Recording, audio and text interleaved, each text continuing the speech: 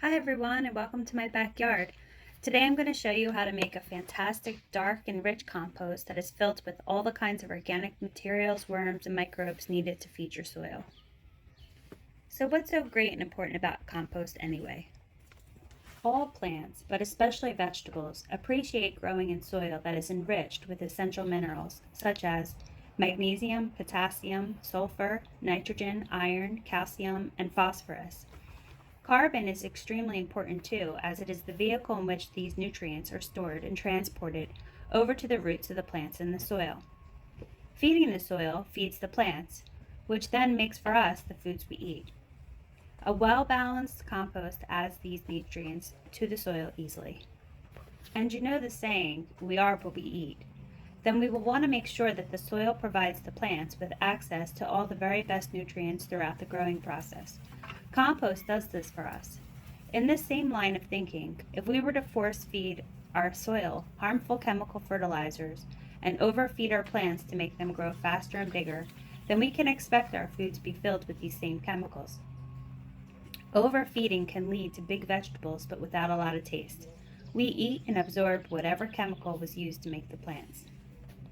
Making our own compost can help us to feed the soil where our food grows, chemical-free.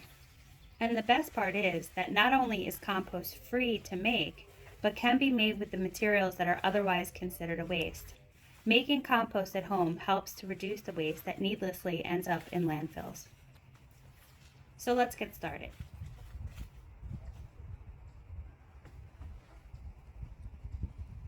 When you are just getting started with compost making, you'll want to make piles of all the composting materials you plan to use. The easiest way to create a well-balanced compost pile is by referring to your compostable items as piles of either a brown or a green. That is, materials that consist mostly of carbon or mostly of nitrogen materials. Let's talk about what is a brown and what is a green. Browns, any material that is mostly made up of carbon, are leaves, small twigs, straw, cardboard, ripped up newspaper, tubes from toilet paper, small scraps of all cotton or wool fabric, hair from your hairbrush, lint from your dryer, wood ash from fire pits, spent bones from making bone broth. Greens, any material that is mostly made up of nitrogen, are vegetable and fruit scraps, grass clippings, weeds pulled out of a garden bed or cultivated area, coffee grounds and tea bags, animal bedding and manures from cows, horses, sheep, chicken, or rabbits. And the animal manures I have here today are a cow manure from Hawthorne Valley, my chicken's manure with bedding made of leaves, and my rabbit's manure with the bedding consisting of straw and some unconsumed timothy hay. Seaweed and eggshells are also a green, but have a concentrated and enhancing value to them. Seaweed is very high in magnesium and potassium, and eggshells are used to boost calcium in your soil. You can also sprinkle these ingredients right onto the beds for a quick feed to your vegetables or plants.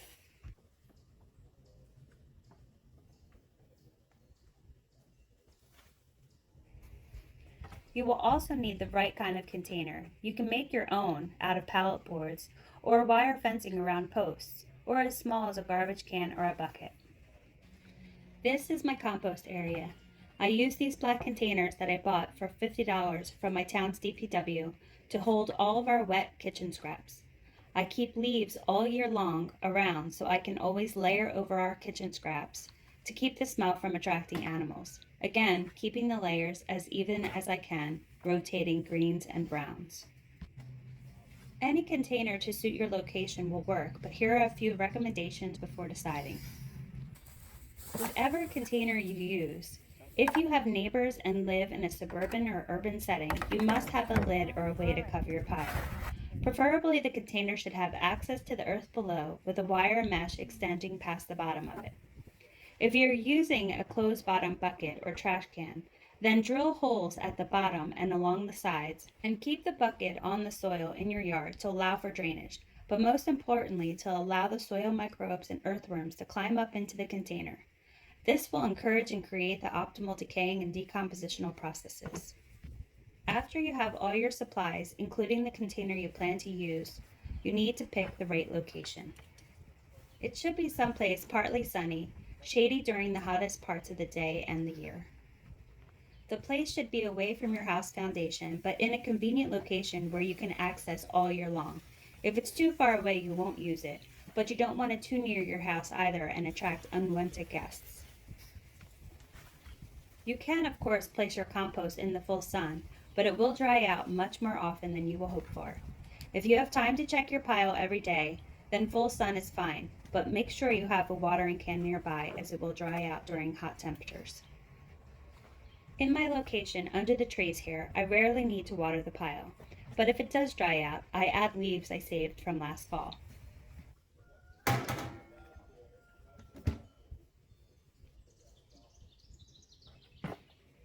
I think for me, one of the biggest issues a compost pile can have is when a pile just stops decomposing and you are left with kitchen scraps and a pile of leaves. There are lots of reasons why this happens, as I've learned more by making mistakes and then trying something else to fix it. I don't flip my piles that often. I wish I had the time, but I do make the effort to observe what is happening to them every week, all year long, when I dump my kitchen scraps, my greens, and then add my browns into the container. If your pile just stops, it means that there is an imbalance and the pile has become anaerobic, which is devoid of oxygen and microbial life. This all sounds worse than it actually is and can easily be fixed with either adding some new ingredients or flipping a pile so that the air pockets are opened up and have a chance to enter the pile. Materials will begin to break down again soon enough. But your pile should never be smelly. If it is, it's imbalanced. Usually it's because food scraps are not breaking down quickly enough or too many fresh grass clippings are clumped and there is a big air pocket preventing air to circulate through the pile. Adding peat moss or aged compost or soil and wood chips and then aerating solves this problem. Another way to observe your pile's balance are the types of compost worms and insects and other animals that may or may not be present in your pile. Remember that the decomposition that occurs could not be accomplished without microbes, bacteria, and yes, crawling and creeping insects and animals called invertebrates. You may have noticed that worms have a slime coating on the outsides of their bodies. That slime helps to encourage bacteria to begin the decaying process on the food as it's breaking down. It's a symbiotic relationship that occurs between the food, the bacteria, and the worms themselves. As the worm eats the bacteria, the food continues to decay, generating more bacteria and then more decay, and so on until the food has completely broken down as the worms continue to eat. The byproduct of all this are the castings that worms leave behind. The worm castings are some of the most important fertilizer for an organic farmer, and the worm is one of the most valuable and hardest workers in the field. Worms in the pile are essential in order for the pile to break down. So, if your pile doesn't have enough worms in it, it could be that your pile got too hot for the worms.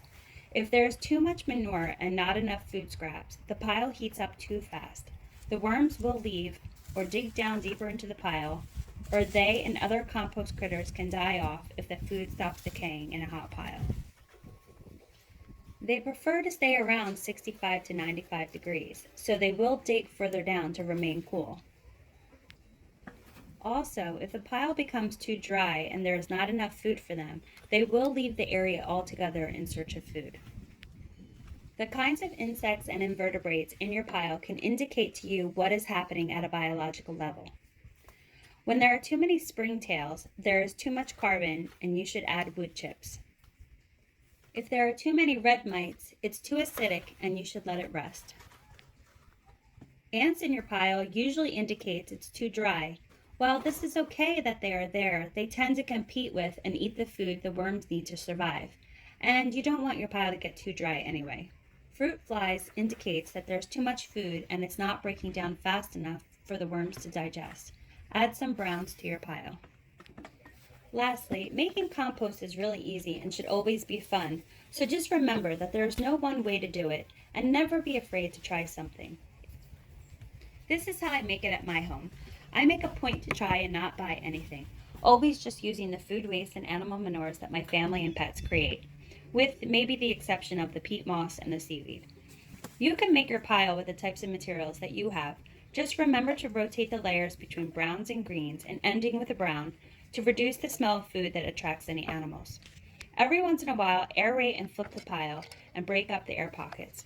Water is needed, and the rest is up to the microbes and bacteria the worms and other compost animals feed off of.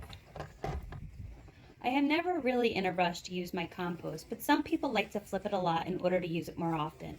I have a friend who literally cuts up every single piece of food scrap, twig, blade of grass, spent chicken bedding, and every last piece of cardboard and leaf debris with a pair of kitchen scissors. That's absolutely fine to do it that way. She actually makes amazing and beautiful compost with it. For me, as I'm usually rushing off to work at the farm, I tend to not have a lot of time for the family compost pile. I tend to be a little lazy with my piles. I don't cut up food scraps and leaves like I could. I never flip the pile more than once, and in the end, it usually breaks down within the year.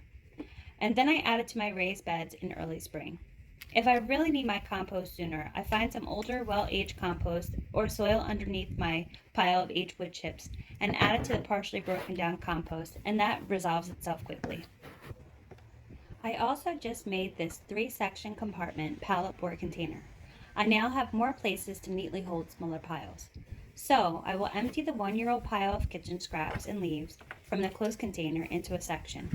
I can add fresh cow or horse manure and layer it with twigs and leaves and more plant waste, and then add my biodynamic compost preps.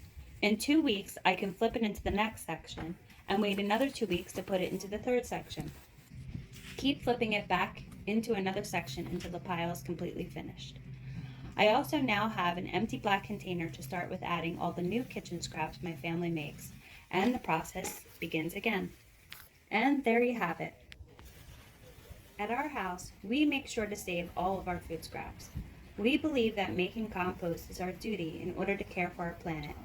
By reducing our waste and creating compost to add to the fertility of our soil and plants, we are giving back to Mother Earth in gratitude for all of the food and the beauty she provides throughout the year.